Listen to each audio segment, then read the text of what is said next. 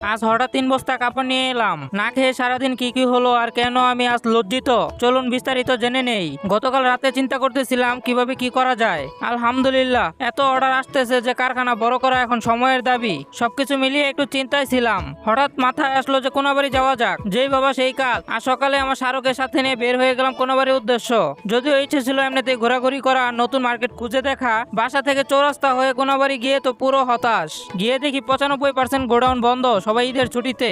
কয়েকটা দোকান খোলা পেয়ে কাপড় দেখা শুরু করলাম। ভাবলাম এসে যখন পরেছি খালি হাতে ফিরবো না। প্রথম দোকান থেকে 105 কেজি কাপড় নিয়ে নিলাম। সেগুলো ওখানে রেখে অন্য মার্কেটে গিয়ে আরো 1 বস্তা কিনলাম। ফেরার পথে মনে হলো আরো ইউনিক কিছু দরকার, তাই আরো 1 বস্তা সলিড কালার কাপড় কিনে ফেললাম। কিন্তু কাপড় নিয়ে যখন বাসায় ফিরছি তখন জানলাম এক বড় ভুল হয়ে গেছে।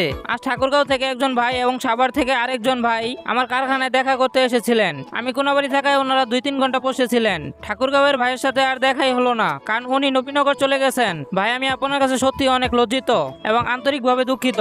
তবে সাভারের ভাইয়ের সাথে দেখা হয়েছে, ওনাকে কারখানা ঘুরিয়ে দেখালাম আর যতটুকু পেরেছি পরামর্শ দেওয়ার চেষ্টা করেছি। সকাল থেকে না খেয়ে দুপুর 2টায় বাসায় ফিরেছি, কিন্তু কাপড় আনার পর পড়লাম মহা বিপদে।